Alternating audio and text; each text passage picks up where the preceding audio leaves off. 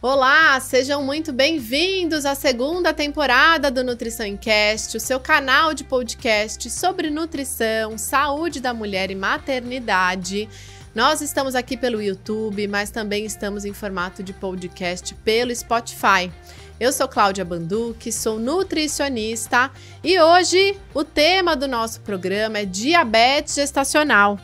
Nós precisamos entender melhor sobre esse conceito de diabetes gestacional, como tratar, como evitar, se é possível evitar diabetes gestacional, porque nada mais, nada menos é a doença que mais acomete as gestantes. E para isso, eu estou recebendo aqui a ginecologista e obstetra, a doutora Isabel Basílio, e a endocrinologista, a doutora Milena Miguita.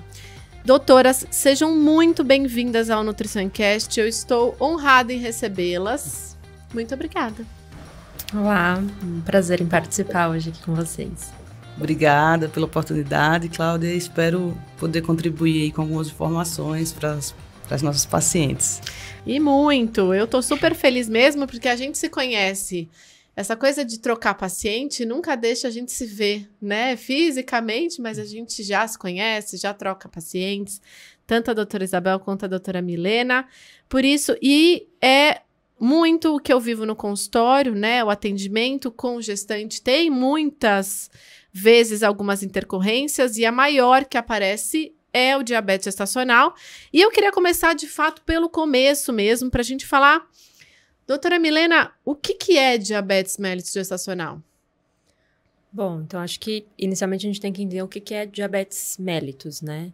O diabetes é uma situação onde a gente tem um acúmulo de glicose no sangue, né? Então a gente tem o pâncreas, que é o órgão que produz insulina. Quando você começa a ter uma deficiência na produção de insulina, né? Ou mesmo uma resistência à ação da insulina, essa glicose ela não consegue entrar para dentro da célula e começa a se acumular no sangue. Então, isso é diabetes, né?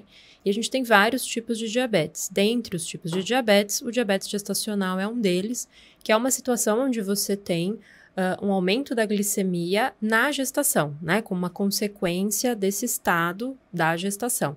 Na gestação, a gente tem um aumento de hormônios que a gente chama de contrarreguladores de insulina, né? Então, isso aumenta a chance de você ter um aumento de glicose, né? Nesse período da vida da mulher, tá? Então, a gente sempre tem que diferenciar, né? Se é um diabetes prévio, né? Então, se ela já era diabética e não sabia ser diabética, e como na gestação a mulher acaba fazendo uma quantidade maior de exames, às vezes ela já tinha um diabetes, não sabia, mas foi diagnosticado na gravidez, mas era prévio. Ou se é um diabetes que vem com uma consequência da gestação, tá? Então, isso a gente sempre tem que diferenciar.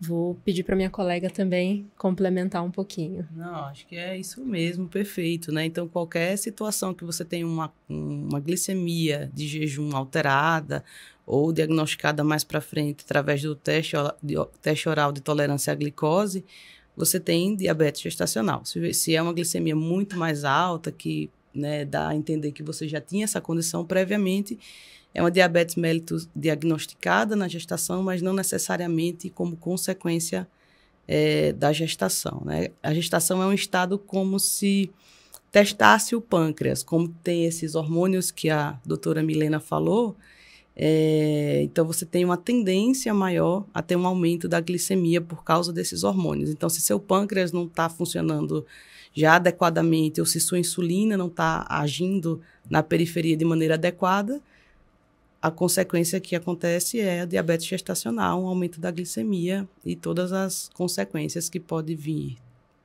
dessa situação. E quando vocês falam que ela já vem com uma glicemia mais alta, então qual que é o fator? Porque o que acontece muito nos exames laboratoriais com gestante é que não é aquele valor de referência que vem no laudo, né, do laboratório. Perfeito. Às vezes eu sempre falo para gestante, mas tá dentro, não é? Aí eu falo, então, mas grávida não é bem assim. Então, como é que se essa mulher, ela tá nessa fase, vamos falar, uma mulher que tá pensando em engravidar, que tá fazendo aqueles exames, né, na fase de pré-concepção, né, como tentante, qual que é a taxa, qual que é o número da glicemia, da glicose em jejum que tem que estar? Então, assim, uma mulher não grávida, o normal seria estar abaixo de 100, Isso, Ok. Exato, é isso mesmo. Mas, assim, você pega uma paciente que, Isabel, quero engravidar, tal. Ela chegando para você no consultório, você vê uma glicemia de jejum de 95, tá normal? Tá, para ela, naquela não grávida, está, mas muito provavelmente, para não dizer com certeza, essa paciente vai ter diabetes gestacional. Porque o nosso valor de referência na gestação diminui, né, para 92. Então, valores maiores ou iguais a 92 de glicemia de jejum são diagnósticos de diabetes gestacional. Então, aquela mulher que já nem tem, não está grávida ainda, não tem aqueles hormônios que atrapalham, vamos dizer assim, já tem uma glicemia de 95, então, na gravidez, a tendência, né, a lógica é que que ela venha desenvolver diabetes gestacional. E aí a gente entra com as orientações para que ela consiga melhorar esse perfil glicêmico, porque é um contínuo, né? Não é que você vira uma chavinha tá diabética. Não, você já vem com sobrepeso, com a alimentação inadequada, com o sedentarismo, coisas que a gente sabe que né, são fatores de são risco, fatores de né? risco. Então, a gente já faz essa orientação, né? É uma das coisas que a gente tem que orientar nessa consulta pré-concepcional. Mas aí ela vem para o consultório fazendo uma glicemia acima de 92, já é considerado diabetes gestacional? Na gestação, Já. sim. Sim. Não precisa de 2 medidas acima de 92. A primeira medida já é considerada. Já é considerada. Ok. Então, assim, na minha prática, né, o que as sociedades recomendam, acima de 92 é diagnóstico e é isso, vai ter que fazer o controle. Por quê? Porque acima desse valor você já vê desfechos perinatais, né, inadequados, se você não trata. Então, muitas vezes, a gente estava até comentando aqui antes de entrar no ar, né, então muitas vezes você tem uma paciente que teve uma glicemia de 93, aí repetiu, deu 88, por exemplo, normal. Aí fala, não, tá normal, vida que segue. Chega lá no terceiro trimestre, no final, o bebê tá grande, o líquido tá aumentado, ou então faz a curva e dá alterada, né? Então, assim, você perdeu um tempo que você já poderia estar tratando, que você já poderia estar adequando ao estilo de vida dessa paciente, né? Você perdeu tempo hábil de tratamento. E na gestação, a gente não espera muito, né? Porque tudo é muito rápido, né? É isso mesmo, né? Então, quando a gente fala de diabetes mellitus prévio à gestação, né? O diabetes tipo 2, diabetes tipo 1, a gente sempre repete a glicemia antes de fechar o diagnóstico. O diabetes gestacional, não. Uma medida já fecha o diagnóstico e se está dentro do diagnóstico de DM gestacional, inicia tratamento. A gente não precisa ficar repetindo várias vezes, né? É justamente isso. A gente tem um período de gestação de 9 meses, né? Então, a gente precisa ser rápido para evitar desfechos ruins nesse período da vida, que acaba afetando não só a mãe, como também o bebê. Né? E aí a gente tem 2 formas de fechar um diagnóstico de diabetes. É essa glicemia de início, acima dos 92, e aí, se vem abaixo, segue o acompanhamento, e aí lá com 24, 27 semanas, 28 semanas, faz o que eles chamam de curva glicêmica, né? Mas é o teste de tolerância oral à glicose. Isso. São essas 2 formas. Isso, então a gente faz parte dos primeiros exames gestacionais, a glicemia de jejum, isso é uma coisa que eu queria, né, ressaltar. Logicamente, como o nome está dizendo, é glicemia de jejum, né? A paciente tem que ter feito o jejum adequado. Se ela faz uma glicemia de 100, né? Uma ressalva importante. Não fez as 8 a 12, né, doutora? Isso, 8 a 12 8 a 12 horas de jejum, não fez o jejum, então você vai ter que repetir, porque aquele exame não tem o jejum, não tem o preparo adequado, né? Então, é sempre uma coisa que é bom perguntar para a paciente se ela fez o jejum. Então, você fez glicemia de jejum maior ou igual a 92, diabetes gestacional. Menor do que 92, segue a gestação. Após 24 semanas, a gente faz o teste oral de tolerância à glicose, que você vai medir a glicemia em jejum, você vai dar uma sobrecarga de glicose, né, 75 gramas de glicose para essa mulher tomar um suco doce, tem alguns pacientes até que enjoam. Não pode vomitar. Não pode tem vomitar, que senão perde o exame. Né, doutora Milena? Eu ouvi essa quando eu estava fazendo. É. Se passar mal, vai ter que refazer. É verdade, assim, tem essa mesmo também. Então, aí pode, enfim, quem está ainda muito enjoada nessa fase, que geralmente já melhorou o enjoo nessa fase, né? Mas pacientes que não toleram muito bem doce, tudo, tem umas estratégias que a gente usa, né? Cheirar um limão, ou usar um Plasil mesmo, um Vonal, enfim. Mas você dá a sobrecarga, os 75 gramas, e vê como o corpo daquela paciente vai responder. Então, você mede novamente a glicemia 1 hora depois e 2 horas depois, né? Para ver como que aquele organismo está lidando com uma sobrecarga de glicose. E aí, os valores de referência tem que estar a primeira hora abaixo de 180 e a segunda hora abaixo de 153, tá? Se deu um dos valores fora, ou jejum, ou 1 hora, ou 2 horas, também é diagnóstico de diabetes gestacional. Ótimo, é isso. E é bom reforçar até esses valores, né, doutora Milena? Porque às vezes, era 153, está 155, mas será que não dá para considerar? É muito gestante assim. E aí a gente fala, não dá para considerar. Né? Um valor alterado já fecha o diagnóstico e acabou. Né? Porque o ponto, sinceramente, não é fechar o diagnóstico. É com que essa glicemia alterada desencadeie alguns problemas no desenvolvimento desse neném. Então eu falo para elas, gente, vocês estão preocupada com eu tenho diabetes gestacional, né?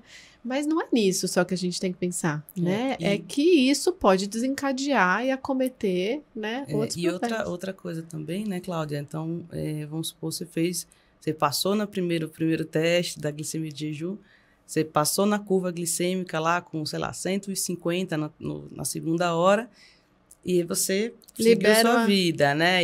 E aí, às vezes, não está se alimentando tão bem, teve um ganho de peso um pouco acima do esperado, e aí você vê lá um líquido aumentado no ultrassom, ou você vê um bebê que está com peso acima do esperado no ultrassom, você vai repetir, porque não quer dizer que você não possa vir a desenvolver essa intolerância, né, ao carboidrato que seria diabetes, né? Então, diante da suspeita, vamos supor lá, a pessoa fez um ultrassom com 30 semanas, vê um líquido normal de 8 a 18, vê um líquido de 22 e um bebê no percentil 90, né? Que o percentil é como a gente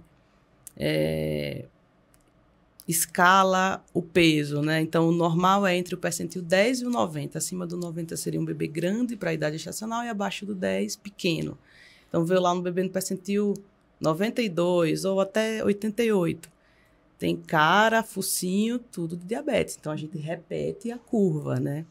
Isso é uma coisa que é bom também reforçar, né? Para quando o paciente faz o exame, o teste de tolerância, falar, olha, a gente faz esse exame precocemente, né?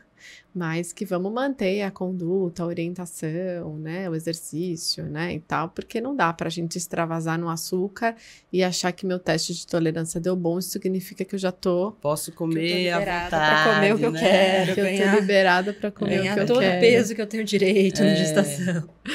E doutora Milena, quais são os fatores de risco para desenvolver diabetes mellitus gestacional? Bom, os fatores de risco estão relacionados a questões, né, referentes à obesidade, né? Então, mulheres que engravidam acima do peso, por exemplo, têm um risco maior, histórico familiar de diabetes mellitus, histórico familiar de diabetes gestacional, hipertrigliceridemia também, a idade materna, né? A idade que ela engravida. Quantos anos seria? Idade acima de 35, né? Mas que é a gestante idosa, né? Antes era acima de 25. É um nome péssimo, esse nome é terrível. Antes era acima de 25 e agora é acima de 35, mas é um contínuo, né? Então, a mulher do século XXI é uma gestante idosa, né? Porque estamos, de fato, engravidando acima dos 35 anos. Por isso também que a incidência de diabetes está cada vez maior, porque estamos engravidando mais tarde, então, um fator de risco, e estamos mais pesadas e mais sedentárias, né, também. Então, por isso, junta tudo, né? Todos os fatores esses de fatores, risco. Né? O ganho de peso durante a gestação também entra como fator de risco, né? Então, sabe o que eu vejo no consultório também? Mulheres que têm pouca massa magra. Mulheres muito mignons, que não fazem atividade física. Sabe aquela mulher magrinha, que não engordava por nada, né? Mas tem pouca estrutura muscular. eu também tenho uma incidência alta de diabetes gestacional nelas, eu acho pelo simples fato delas não terem músculo suficiente até para abastecer essa glicose e ficar mais livre na corrente sanguínea e tudo mais, não fazerem uma atividade física. Às vezes a mulher é magra, mas nem por isso tem uma boa qualidade alimentar, e às vezes coloca o peso como, ela é magra, fator, então não precisa comer direito, e aí... E tem o fator também genético, né? Então, tem Isso. algumas pacientes que fazem tudo corretamente, né? Então, vamos supor, elas fazem atividade física, elas se alimentam bem, tudo, mas você vê, ela tem uma glicemia, sei lá, 92, 93, sem estar grávida. Você vai ver o pai é diabético, então, às vezes ela tem um fator genético, uma predisposição já.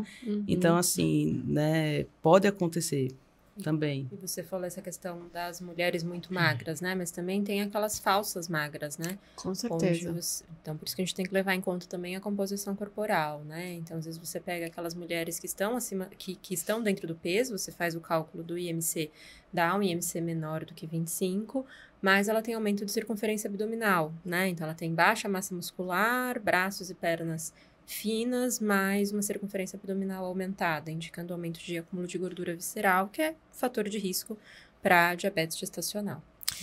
E tem como a gente evitar diabetes gestacional? Aí é trabalhar esses fatores de risco que a gente conversou, exatamente. né? Então, fazer todo esse trabalho pré-concepcional, né? Super Para importante. controle de peso, ajustar a alimentação, exercício físico, né? Então, o ideal é que as gestantes se preocupem com o peso que elas vão engravidar, né? Então, que elas percam peso antes de engravidar, que façam essa avaliação para já entender o quanto que a glicemia estava, né? Antes de engravidar. É claro que a gente não vai conseguir mudar a genética, né? Se a pessoa tem uma predisposição familiar, ela tem que cuidar daquilo que ela consegue mudar, né? Que seria o caso dos hábitos de vida. Perfeito. Né? E outra coisa também, informação, né? Porque às vezes os pacientes não têm muita concepção errada, então elas não têm muita noção do que pode acontecer, de tudo isso. Então, a partir do momento que você sabe, também já é a primeira, uma condição necessária para você mudar, né? Se você não sabe, se você acha, como aquele caso que eu falei lá, você acha que você vê uma glicemia lá limítrofe, você não é orientada, nada, então acho que é importante também a gente, como profissionais de saúde, orientar essas pacientes, né? Com certeza. E podemos dizer, então, que toda gestante, ainda mais pensando nessa mulher que vai ter essa resistência à insulina e tudo mais, todas elas têm um risco de ter diabetes gestacional? Sim, Sim. diria que sim, Sim, né? todas elas. Até por isso que teve uma fase, algumas sociedades que não recomendavam o teste oral para todas as pacientes, né? A curva glicêmica, né? A curva o teste de tolerância. exatamente. Então, por estar gestando ser um fator de risco, né? Então, é o motivo de que a gente indica para todo mundo, né? Então, a Até curva, porque, o rastreio universal, né? não sei no consultório de vocês, mas a grande maioria das minhas gestantes diabéticas, elas estavam fazendo uma glicemia de jejum abaixo dos 92. E aí, no teste de tolerância, é que pega. Então, não tem como a gente levar em consideração, de fato, apenas a glicemia de jejum. Sim, né? É um teste mais sensível, né? Ele pega mais pacientes ali. Então, a gente pode dizer que hoje em dia o teste de tolerância, ele é protocolo. Ele é obrigatório protocolo para todas as gestantes, né? É claro que a gente entende que pode ser que tenham regiões onde a gente não consiga fazer o teste, né? Sim. Quando a gente vai ver a realidade Brasil, pode ser que em algumas cidades a gestante não tenha acesso, e aí se recomenda que ela faça, então, a glicemia de jejum, pelo menos, né? Mas sim, o recomendado é que toda gestante entre 24 e 28 semanas faça o teste de tolerância oral à glicose. Acho que talvez a única exceção à regra seja a gestante pós-bariátrica, né? Porque aí você tem uma resposta totalmente errática, absorção de carboidrato, elas fazem dumping e hipoglicemia durante o teste. Então, e a gente não tem parâmetro laboratorial para essas pacientes, né? O que significa ter uma glicemia mais alta ou mais baixa para essas pacientes? Então, acho que é a única exceção que você não indica o teste, né? Perfeito. Ok. E quem já teve diabetes na primeira gestação, provavelmente vai ter na segunda, na terceira? Tem um risco bem aumentado, porque geralmente os fatores de risco continuam, né? O estilo de vida continua. Então, estava até dando uma olhada, cerca de 50% a 60% de recorrência. De ter você novamente. ter tido numa primeira gestação, ter na segunda, né? A não ser que, obviamente, você mude sua alimentação, você perca peso, faça atividade física, enfim, aquelas coisas que a gente sabe que tem que fazer, mas muitas vezes não é a realidade de muita gente, né? Exatamente, é isso mesmo. E eu acabo atendendo mulheres do Brasil todo com os atendimentos, e eu vejo bem isso que a doutora Milena falou. De fato, às vezes a gente não tem um protocolo, né? Chega nessa fase de 24 a 28 semanas, você fala, e a curva glicêmica? E a curva glicêmica? E às vezes a gente tem que encaminhar para o endocrinologista e tudo mais para a gente, de fato, conseguir fechar esse diagnóstico. Porque se a gente não faz esse diagnóstico, quais são as consequências? Então, vamos falar de uma mulher que vinha fazendo uma glicemia boa de jejum, não fez o teste de tolerância oral à glicose, a curva glicêmica. Quais são as consequências? O que se apresenta nos exames, no ultrassom, nos morfológicos, que a gente começa a indicar de falar, estou suspeitando de diabetes gestacional? Então você vai... É uma paciente, uma mulher que ela está com a glicemia elevada. Então, essa glicose vai passar para o feto de uma forma elevada. Okay. Esse bebê produz a insulina dele normal. Então, o que acontece? Esse bebê cresce muito, né? Então, a insulina é um hormônio anabólico que faz crescer. Então, esse bebê começa a crescer além do esperado para a idade gestacional dele, né? Então, que seria o feto grande para a idade gestacional, ou GIG, inclusive podendo chegar até ficar macrossômico, que a gente fala que é quando pesa acima de 4 quilos, né? Outra coisa, essa glicemia também é perdida, né? Essa glicose é perdida na urina fetal, que no final da gestação, no 3º trimestre, é o líquido, né? O bebê... O líquido amniótico é feito pela urina fetal. Uhum. Então, como tem muita glicemia, ele tem ele puxa a água e ele faz mais xixi do que o normal, né? Então, o líquido fica aumentado. Esse líquido aumentado, esse bebê aumentado, distendem muito esse útero.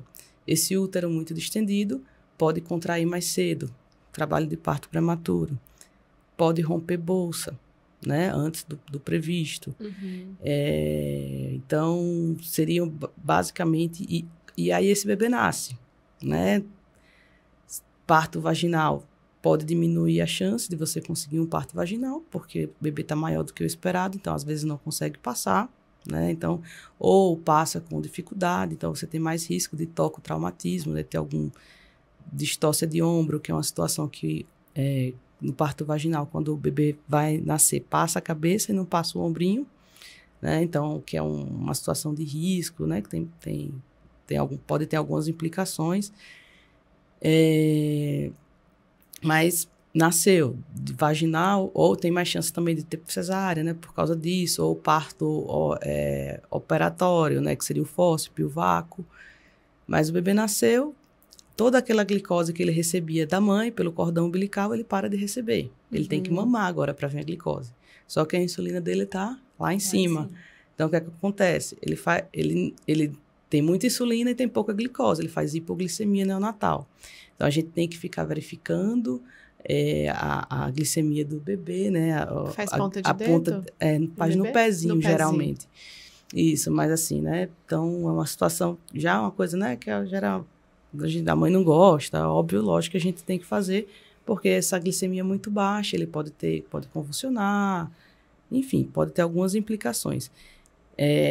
Lembrando que tudo isso, se você controla bem sua glicemia, não acontece, né? Então, se você tem o diagnóstico, você faz o controle de maneira adequada, com a dieta, atividade física, que consegue aí em 80%, 90% dos casos... Atividade física é...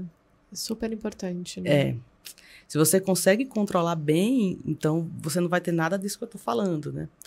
E tem uma outra coisa também, Cláudia, que é uma coisa até que não estou nem falando para assustar, mas que é a realidade que a gente tem, que é um risco do óbito fetal, né?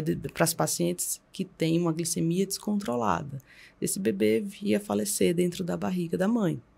Né? Então, assim, por isso que a gente é tão chato com esse diagnóstico. Deu uma medida alterada, acabou. Por quê? Porque pode ter implicações de você perder seu bebê. Então, e se você trata? Não, você leva bem, entendeu? Se você trata, às vezes pode conseguir até um parto vaginal, se com tá certeza, bem... sem dúvida nenhuma, sem dúvida nenhuma. Poderia aumentar o risco também de malformações fetais? Sim, principalmente quando ela engravida com a glicemia mais alta, né? Então, você tem um aumento de chance não só de ter algumas malformações, de sistema nervoso central, cardíaca, mas também de abortamento, né? Pacientes que já têm uma intolerância à glicose ou uma diabetes tipo 2, que engravidam com a glicemia alterada, né? Então, tem esse risco, sim.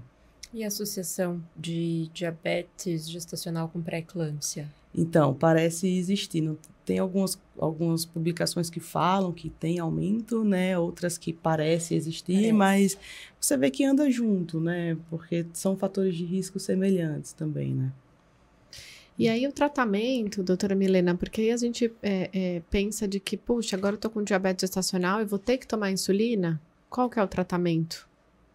A insulina não é uma realidade para todas as gestantes, né? Então, na maior parte dos casos, até a Isabel pode completar depois, a gente consegue fazer o controle da glicemia com a melhora dos hábitos de vida. Então, controlar a alimentação, entender qual o melhor tipo de carboidrato, aumentar a proteína, né? Então, trabalhar bem essa questão alimentar, controle de peso durante a gestação, né? Então, entender que ela pode ganhar, né, uma quantidade X de peso, ela não deve passar daquilo, e o exercício físico. Então, a maior parte das gestantes consegue fazer um bom controle da glicemia só com essas medidas, sem precisar entrar, né, na insulina propriamente dita. Mas quando você não atinge o controle, né, então ela mantém hiperglicemia, mantém glicemias capilares, né, no geral é 30%, né, 30%. que a gente usa. Então, 30% dos controles glicêmicos acima daquela meta estipulada, dos pré e pós-prandiais, acaba se iniciando o uso de insulina. Vamos falar desses controles glicêmicos, doutora? Então, o que a gente indica, né? Então, veio com o teste de tolerância alterado e aí a gente pede um mapeamento glicêmico para fazer aquela pontinha de dedo, Isso, né? Exatamente. E aí, quais são as taxas, né? A dosagem que precisa ficar da glicemia?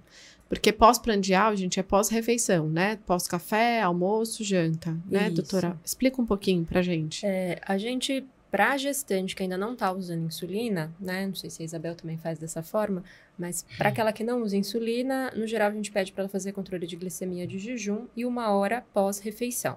Então, jejum, 1 hora pós-café, 1 hora pós-almoço e 1 hora pós-jantar. O que se espera é que a glicemia pré-refeição, né? O jejum e a pré-refeição esteja de 65 a 95, né? Não mais do que 95, e 1 hora pós-refeição que esteja menor do que 140, certo? Perfeito. 140. E 1 hora pós-refeição é uma dúvida que a gente tem também bastante no consultório. A gente conta 1 hora com a primeira colherada na boca ou quando acaba a refeição? De início, né? Isso. De início. Porque a partir do momento que você começa a comer, você já, né? Minutos depois você já começa a ter absorção. Ótimo. Né? Tá. Que é bom a gente falar sobre isso, porque às vezes elas estão medindo tudo errado. Tudo errado. Aquela pessoa que come devagar, né? Então, levou meia hora comendo e conta 1 hora a partir dali, né? Aí já é quase 2 horas pós-refeição. E o valor de referência muda, né? E doutora Milena, quando você fala de que havendo uma alteração de 30%, é dessas medidas desse mapeamento, Isso, dessas 4 exatamente. medidas dia. Isso. Então, fazendo as 4 medidas, se der alteração acima de 30%, já tem indicativo de insulina. Isso. Se ela tem essas alterações, você faz todo o ajuste de estilo de vida, você dá, né, a chance de controle de alimentação, orienta exercício físico, e ela volta para você com mapeamento glicêmico, né, mostrando que 30% desses valores estão acima, você sim poderia indicar já, né, um tratamento medicamentoso, e aí a primeira escolha é a insulina. Né? Ok. E a partir do momento que ela tá com o tratamento com a insulina, a gente também aumenta a monitorização, né? Aí você pede, não sei se você faz assim também, mas no geral a gente pede para ela fazer aí os pré-refeições, né? Jejum, pré-almoço, pré-jantar, e ela faz também 1 hora após cada refeição. 1 hora após café, 1 hora após almoço e 1 hora após jantar. Então você aumenta a monitorização. Dá-lhe furinho no dedo, né? Não, e furinho. assim, é uma coisa que a gente pensa, é ruim usar insulina, mas tem que pensar que Qualidade de vida Não, também. você tem que pensar que assim, Dependendo é aquilo que é da necessário. dieta. Antes de existir insulina, a paciente diabética que ficava grávida era catastrófico, né? Então, é uma coisa que permite que a gente controle isso daí, né? Então, e é uma coisa que é limitada ali, aquele período da gestação, né? Depois, a gente sabe também que quem teve diabetes gestacional tem um risco maior de desenvolver diabetes no futuro, né? Essa mulher que teve diabetes gestacional, mas se ela controla bem, terminou a gestação, tira Suspende a tudo, insulina. suspende e vamos ver como Ela é que ela é fica. gestacional, né? Quando Exatamente. é do Dentro- período. Exatamente. Isso, a maior parte das mulheres, né, passou o parto, a glicemia normaliza. Tira a placenta, diminui o hormônio Tira a contrarregulador de placenta, insulina, resolve tudo. resolve tudo. Tira a culpada da placenta. Mas você sempre vai ter que monitorizar essa mulher, como ela disse, né? Até porque você deu o que eu chamo de gatilho, né? Você deu gatilho na gestação, né? Então, a gente só precisa acompanhar o resto, né? Desse acompanhamento de rotina dessa mulher. Mas, na sua grande maioria, ela é só do período mesmo gestacional. E quando saber que essa glicemia está controlada, é as medidas de destro mesmo, que é a pontinha de dedo. É a única forma que essa mulher tem de Isso, acompanhar. A gente pode ver, né, principalmente através do destro, que é a ponta de dedo, a glicemia capilar, mesma coisa. Porque eu faço também exatamente como você, Milena, que é o perfil simples, né, quando não está usando insulina, e quando está usando insulina, a gente adiciona as pré-prandiais, né, antes das refeições, a medida. Mas tem algumas coisas indiretas que a gente pode ver, algumas repercussões indiretas que podem mostrar que o controle não está tão adequado assim, que são através do ultrassom, né? Algumas repercussões fetais. Então, o líquido amniótico aumentado, né? E o peso do feto. Então, se você... Tanto o peso acima do percentil 90, que seria um feto grande para a idade gestacional, como a mudança no percentil. Então, se você via um bebê que vinha sempre ali no percentil 40, ele subiu para o percentil 80... Não é fisiológico, né? Opa! Vamos Alguma coisa ver, tá errada. né? Alguma coisa tá Outra errada. coisa também ainda que acontece primeiro, que é mais sensível do que o peso total do bebê, é a medida da circunferência abdominal, né? Então, quando a circunferência abdominal também está acima do percentil 90, mostra aí que a gente precisa ter um controle mais rigoroso e às vezes a gente até tolera, ela falou, né, que eu também faço dessa forma. A gente tolera até 30% de valores alterados, mas quando a gente tem alguma dessas coisas, ou um líquido aumentado, ou um bebê grande, ou uma circunferência abdominal acima do percentil 90, também grande, a gente tem valores mais rígidos, né, para começar a insulina. Isso. A Isso gente, pode ser um critério para iniciar a insulina mais precoce. a gente tolera até 20% de alteração. Aí desce para 20%. Isso. Tá. E uma das coisas que eu acho que a gente também precisa bastante conversar com elas e verbalizar é tirar a culpa, né?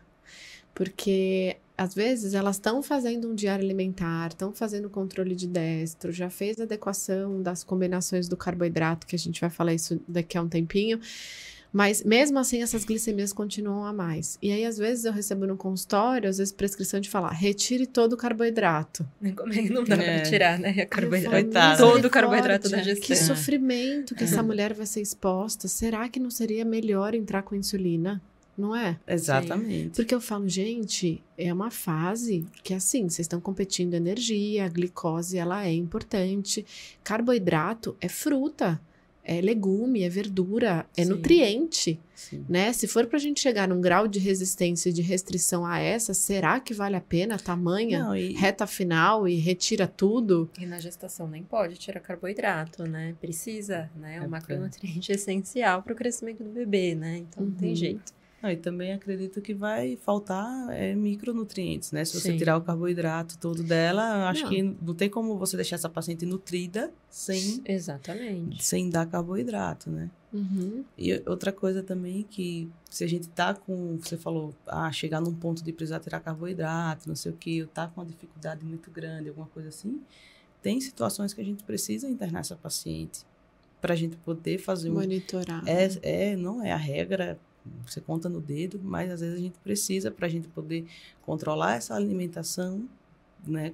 Controlar as horas que come, para poder monitorar e poder achar, às vezes, a dose de insulina, dependendo do perfil da paciente, não é tão fácil. Às vezes, a paciente usa alguma medicação que dificulta o controle glicêmico, como um corticoide para alguma outra coisa, né? Então, nem sempre é tão simples assim também, né, Milena? É isso aí. E a gente tem que falar que essa mulher do século XXI que está engravidando, ela normalmente já é uma gestante idosa, né? Porque ela é acima dos 35 anos.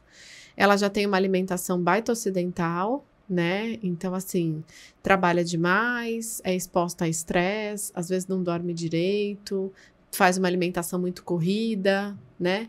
E aí são vários fatores que vão colocando essa mulher em só predisposição, né? A desencadear essa diabetes gestacional. Porque quando a gente fala de equilibrar o carboidrato, né? Eu sempre falo para as gestantes de que não é só retirar o açúcar, é de fato combinar o carboidrato. E não é tirá-lo e falar, não, eu não vou poder comer na gravidez. É você conseguir colocar ele com alimentos que têm digestão mais lenta, né? As fibras, as proteínas, as gorduras boas. Isso. Normalmente, fazendo essas combinações, a gente já vê uma grande melhora. Grande, significativo, quanto a alimentação de fato impacta. E eu não acho ruim, claro, olhando pelo lado do copo cheio, olhando pelo lado positivo, que para muitas mulheres, para muitas gestantes, a diabetes gestacional ela vem para uma virada de chave ao nível de qualidade. Vocês sentem? Sim. Porque elas começam a comer melhor. Começa a comer melhor, melhora os horários, começa às vezes cozinhar mais para levar a comida, faz mais lanche saudável, evita de abusar na maneira que eu estava abusando antes. Sim, e muitas vezes essas mudanças persistem no pós-gestação também, né? Então a gente fala que é a Malice que vem para bem, né? Porque ela entende que ela tem que cuidar melhor dos hábitos de vida, né? E quando a gente fala também de pacientes que eram previamente diabéticas, a gestação, no geral, elas ficam melhores compensadas quando elas estão gestantes do que fora da gestação. Por mais que tenham todos os desafios, né, de se tratar a mulher previamente diabética na gestação, que a gente tira muita medicação e acaba, né, usando mais a insulina, mas elas se cuidam muito melhor. Então, elas têm mais consciência do que elas estão comendo, elas olham mais para o exercício físico e tentam priorizar. Então, por incrível que pareça, às vezes elas ficam muito mais compensadas na gestação do que fora, por conta desse cuidado maior com o hábito de vida, que é algo que faz muita diferença. Tem duas coisas aí que eu acho muito, muito interessante, é que às vezes ela sente assim, que não está fazendo por ela, mas está fazendo pelo bebê, e pelo bebê ela faz, e por ela, às vezes ela... Tem paciente que já verbalizou assim para mim, Isabel, eu tô me sentindo tão bem, tipo, eu tô me sentindo melhor do que antes, sei lá, no terceiro mês, no terceiro trimestre, né, no final da gestação, eu tô me sentindo melhor, mais disposta do que antes de estar grávida, né, porque justamente tá fazendo atividade física e tá comendo melhor, mesmo, né? com aquele barrigão. Mesmo com aquele terceiro barrigão, trimestre. mas, né, tá suportando melhor, porque às vezes já tinha um sobrepeso e tudo. E é uma coisa que eu falo para as pacientes sempre, é que a gestação é um momento que você tem uma boa oportunidade de você olhar para você, né? De você olhar para o seu estilo de vida, de você olhar como que você está vivendo, se é daquele jeito mesmo, naquela correria, naquela loucura, comendo daquela forma, né? Então, e é uma coisa que, embora a gente oriente, não depende da gente, depende dela, né? Então, realmente... lógico que você não vai mudar de um estilo de vida horrível para um ótimo, é uma coisa que tem que ser paulatina e constante, né? Tem que ser aos poucos mesmo. Mas é muito bonito de se ver, às vezes, as mudanças que essas pacientes se propõem a fazer na gestação. Para mim, eu brinco no consultório que eu falo que toda gestante tinha que seguir a dieta da gestante diabética. Por quê? Porque ela é muito mais equilibrada. E, gente, a gente sabe que quanto mais essa mulher, no terceiro trimestre, né? Quem passou por uma gestação sabe que a gente fica vulnerável com um monte de alteração hormonal e que eu brinco que emoções não resolvidas viram fome, né? Viram comida. Verdade. E aí você quer emoções não resolvidas é ser uma grávida. Porque tem todas essas alterações e aquela insegurança, e a gente já quer escolher parto, e aí tem que escolher isso. Então a gente tá super sobrecarregada. E aí a comida, o prazer de comer vem pra confortar, né? E aí dá-lhe carboidrato, dá-lhe açúcar, dá-lhe carinho, né? Fast food. E aí a gente vê que essa mulher não passa mais vontade, né? E aí você tem que sinalizar pra ela de que a grávida pode passar vontade, deve passar vontade. Acha estranho se não estiver passando vontade. Porque aí ela tá muito permissiva, de fato, né? Eu acho que é uma coisa que faz parte do subconsciente coletivo, de que grávida pode comer à vontade. Tem que comer por dois, não sei o quê. E aí que a gente peca, né? Até, às vezes, você vai querer assim, não, vou comer. Não, mas coma, não, mas você vai ficar com fome, mas não sei o que lá, tá? Você tá grávida, não sei. E opa. E às vezes é uma vida inteira, né? A gente se cobrando com balança, se exigindo, né? E aí chega na gravidez e a gente fala, ai, quer saber? Quero relaxar um pouco, né? Mas relaxar não é ganhar 20 quilos, 30 quilos, né? Não exatamente. É necessário desse relaxamento, né? Que uma coisa, falando em balanço, uma coisa puxa na outra, né? As mulheres que acabam na diabetes gestacional, acabam tendo mais facilidade de ganhar peso, né? Elas ganham peso num curto período de tempo, né? Você percebe isso? O ganho de peso mais rápido? Se não tá tratando Se não tá bem, tratando, elas acabam ganhando, sim, bastante peso, né? E aí quem ganha mais peso fica mais inchada, e aí a gente vai nesse... Uma coisa puxa a outra. Uma coisa fica de mais fato... hipertensa, né? Criando mais edema, né? E aí deixa de ser uma gestação gostosa, prazerosa, né? Porque aí você começa a ter tanto desencadeamento de tantos problemas, né? De tantas preocupações, que isso também acaba influenciando, né? Com certeza. Eu acho que é nem tanto, nem tão pouco, né? Lógico que você tem que adequar, principalmente se você já vinha num estilo de vida ruim, né? De hábitos alimentares ruins. Mas também aquela coisa, você teve uma coisa fora aqui, isso aqui não vai fazer, não é isso você que vai fazer mal. Você tem os 30%, né? Eu sempre falo para elas, olha, tem 30% de alteração, vai ter vida social. Né, Cláudia? Né? Tem muitas pacientes que às vezes fazem mais destro do que precisa. Tem pacientes que às vezes comem menos do que que seria necessário. E tem pacientes diabéticas que fazem até restrição de crescimento, puxa para outra ponta, porque elas ficam neuróticas também. Né? Então, a gente tem um aumento de demanda na gestação para o desenvolvimento do feto, né? Então, você tem que, como tudo na vida, tem que equilibrar bem, né? E aí é bom a gente lembrar também, né, como a gente estava falando, que o ponto da alimentação é combinar o carboidrato, né? E no começo da gestação, a gente tem muito mais a tendência de comer fruta, né? Por conta das alterações hormonais, daquela seletividade, daquele enjoo. Tudo que vai ter digestão mais lenta, proteína, a gente já olha assim, gordura a gente já não consegue comer, e dá-lhe fruta. Esse dia eu estava com uma paciente no consultório, 10 porções de frutas no dia. Nossa, só fruta. Mas só come fruta? Só consigo comer batata, só consigo comer arroz. Então, tá vendo? E isso são alterações hormonais, né? E aí você já começa a pensar, puxa, de fato as coisas parece que vão favorecendo, né? Pra isso, né? Então, eu sempre tenho que tirar a culpa delas, mas focar, Então, o que a gente controla aqui, né? O que a gente tá fazendo que tá precisando melhorar? É a atividade física, né? É a alimentação que tá com carboidrato demais aí e tudo mais. E aí a gente vai migrando para isso. E aí eu queria falar com vocês com relação... Bom, falamos sobre o tipo de parto, se isso impactaria ou não. Então, não ter parto normal, não ter parto vaginal, se essa glicemia não for controlada? Na verdade, a via de parto, ela é obstétrica, né? Então, o fato daquela paciente ter diabetes ou não influencia. Não influencia, olha, ela pode ter legal. parto vaginal dela. Agora, se ela tem um bebê que está com um peso muito alterado, às vezes isso vai ser... bebê grande, tá. Por aquela coisa não vai passar, entendeu? Okay. Então, tem essa ressalva que é importante destacar. Ou vai passar com muita dificuldade, né? Então, tem essas questões que pode você ter aquela distócia de ombro que eu falei, você precisa fazer algumas manobras. Então, tem que tomar cuidado com isso daí. Então, geralmente, quando a gente tem um feto com peso acima de 4 quilos, a gente contraindica, né, o parto vaginal. Parto vaginal.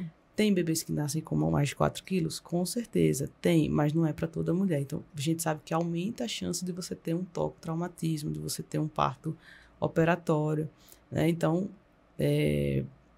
assim, e também, quando ele tá com peso acima de 4 quilos, tem mais riscos.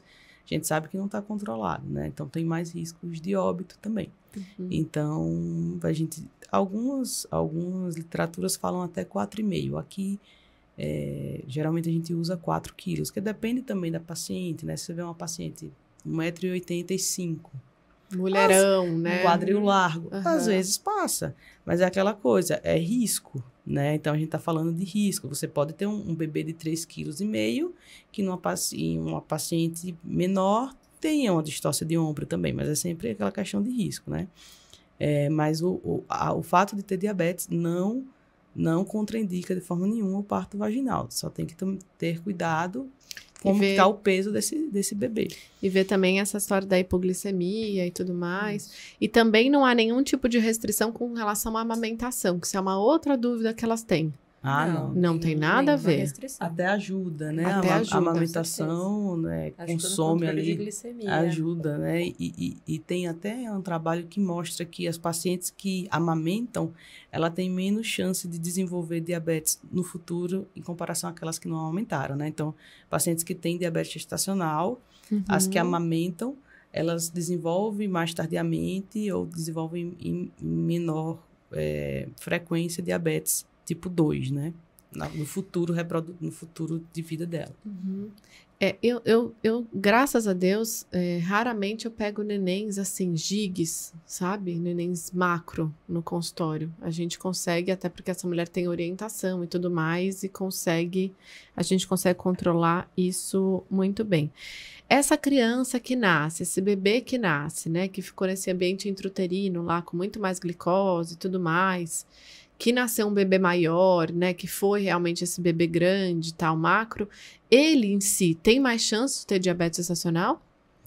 Você tem maior risco de desenvolvimento de algumas doenças, né? Tá. Então, esse bebê que ficou exposto a esse ambiente de hiperglicemia intraútero, ele tem um maior risco de desenvolver síndrome metabólica, né? Durante a vida, né? Então, que seria obesidade. Obesidade, diabetes tipo 2, hipertensão, exatamente. Então, aumenta o risco de doenças no bebê. Olha que né? Responsabilidade, Conforme né, que nós temos. Não é brincadeira, não. Sim. Além daquelas repercussões a curto prazo que a gente veria ali na maternidade, né? Que seria a hipoglicemia, a hipocalcemia, essas alterações, às vezes tem mais risco de desconforto respiratório também. Esse bebê, o pulmãozinho dele é mais imaturo, tem essas repercussões a longo prazo. Porque o grande problema não é ter o diagnóstico, é não controlar essa glicemia. Exatamente. Não é? Controlou, tá tudo lindo. Controlou, segue a vida. Segue o baile como se não tivesse, porque o problema é a hiperglicemia, né? Então, se você está controlando, se você não está ficando hiperglicêmica, o bebê não vai ter repercussão, acabou. O que você vai fazer depois da gravidez na sua vida, né? Lógico, se você mantiver aqueles hábitos, aqueles estilo de vida, você tem um risco importante de vir a ser diabética tipo 2, né? Diabetes mellitus mesmo, para o resto da vida. Então, você já sabe que você tem um fator de risco. Né? Então, também é uma coisa que a gente tem que orientar para essas pacientes. Vamos fazer alguma coisa aí, porque agora você tem um filho para criar, né? Isso, exatamente. Então, por mais que a gente tenha uma normalização da glicemia no geral após o parto, né? Essa paciente, ela sempre vai ter que ser acompanhada, porque o risco de desenvolver diabetes tipo 2 vai ser sempre maior ao longo da vida, né? Então, é uma paciente que a gente recomenda que a cada 2 a 3 anos, pelo menos, faça uma glicemia de jejum. E é uma paciente também que, quando ela desenvolve pré-diabetes, a gente medica mais precoce, né? Então, quando a gente tem um paciente com aquela glicemia que fica de 100 a 125, não gestante, muitas vezes a gente vai orientando, melhora de hábitos de vida, perda de peso, exercício físico. Mas se é uma mulher que está com pré-diabetes e teve diabetes gestacional, a gente sabe que a chance dela desenvolver diabetes tipo 2 até mais rapidamente é maior. Então, essa medicação, essa paciente a gente até medica mais precoce. A gente medica quando ela está com pré-diabetes. A gente dá metformina mais precocemente para essas pacientes, justamente pelo risco. Né? E o uso, agora você falou da metformina, me veio, eu já ia encerrar, mas o uso da metformina, a gente não vê mais com tanta frequência na gestação, né? É muito mais a insulina. Então, o que a gente tem mais segurança é a insulina, Segurança né? com a insulina. Tem algumas pacientes que, às vezes, já usavam, tinham um ovário policístico, usavam previamente. O ideal é que seja feita a troca quando ela é engravida, né? Ou tem algumas escolas que mantêm, deixando essa paciente ciente que a gente não tem tanto estudo que comprove segurança a longo prazo. Aparentemente, não tem maiores repercussões, mas tem alguns estudos que mostram que essa criança que a mãe usou metformina pode ter mais risco de síndrome metabólica também. Mas aí, será que também não é pela diabetes? Então, não é uma coisa muito né, fechada ainda, né? E, às vezes, a gente usa também naquelas pacientes que usam doses muito altas, né, de insulina, que se associa a metformina. A gente associa a metformina para melhorar esse perfil de resistência insulínica também, mas em caráter de exceção. Exatamente. Né? Porque a gente vê a metformina para tentantes, muitas vezes, né? Sim. Para mulheres na pré-concepção. Isso, para mulheres que têm SOP, né? Para ajudar no processo de induzir ovulação, né? Aí, nesses casos, a gente usa mesmo geral, depois que ela engravida, suspende e vê como é que fica. E vê como fica, e se evolui com diabetes gestacional e não controla com a melhora dos hábitos de vida, aí entra a insulina mesmo. Como a Isabel disse, é a exceção. Tá. Então, só pra gente concluir, então, essa mulher que de fato, né, vamos pensar na pré-concepção, que ela veio com uma glicemia que tá próximo dos 90, eu já falo que 90 já é perigo, né? Vamos tentar ficar na dezena do 8 pra gente ficar bem mais confortável. E aí, subindo, mudança de estilo de vida. Então, precisa fazer uma atividade física, precisa combinar melhor esses carboidratos. Essa é a regra essa que a gente... Essa é a orientação, né? E aí, se a gente não conseguir com essas orientações e essa glicemia continuar alta, dá pra esperar?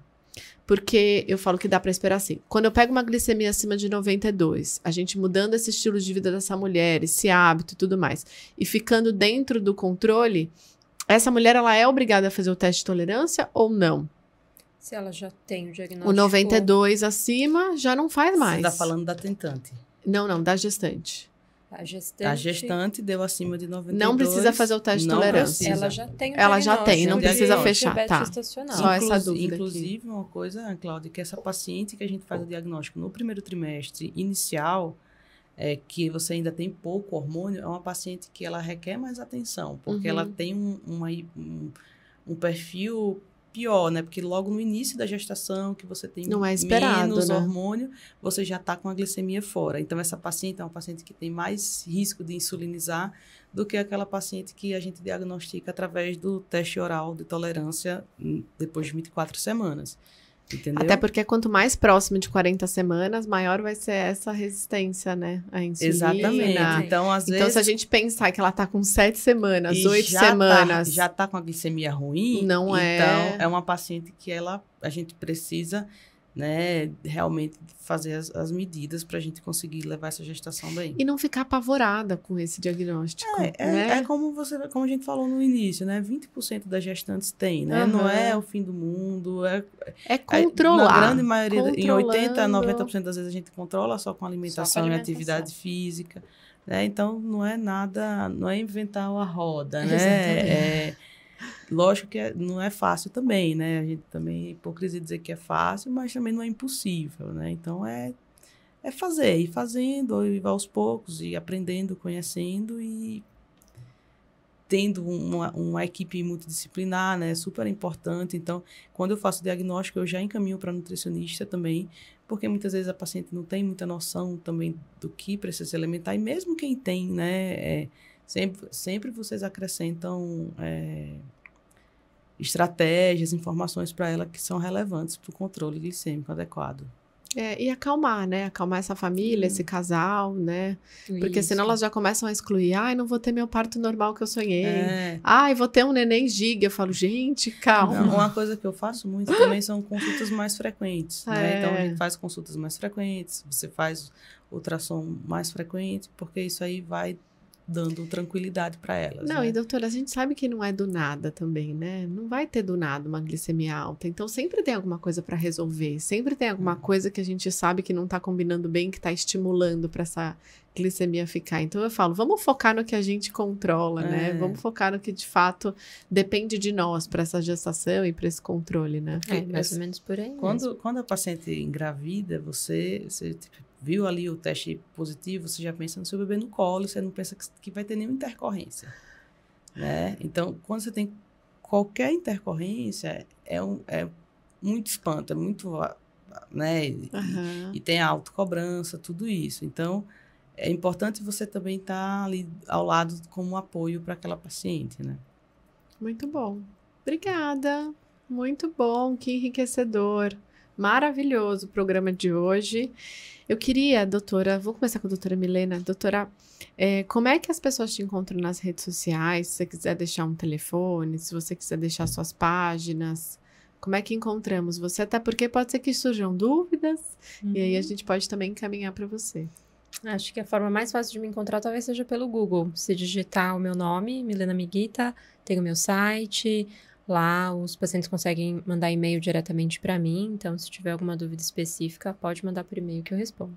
Maravilha. E você, doutora Isabel?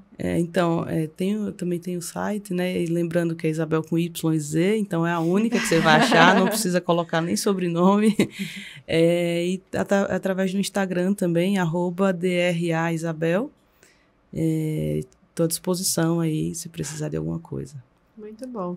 E eu queria entregar para vocês um mimo da Nutrify, que é o nosso apoiador. Tem uns colágenos, umas fibras pré-bióticas. Obrigadão. A gente sempre gosta, né, deixar aqui de lado. Desses suplementos.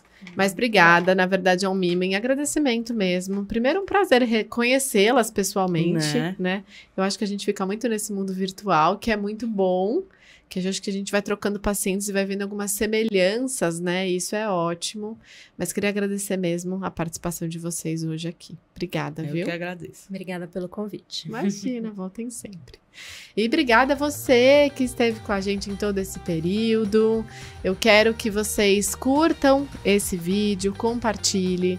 Eu tenho certeza que você conhece alguma mulher que esteja com alteração glicêmica, com diabetes gestacional, ou se você conhece alguém que está se preparando para engravidar. Gente, como as doutoras falaram, conhecimento, né? Vamos buscar informação, então vamos compartilhar esse vídeo com um número maior de pessoas. E nós também estamos nas redes sociais, tanto no YouTube, no Spotify, estamos no Instagram também. Então, você pode tanto ouvir o nosso programa como assistir no YouTube, ok? Obrigada e eu espero vocês no próximo Nutrição em Cast. Até lá!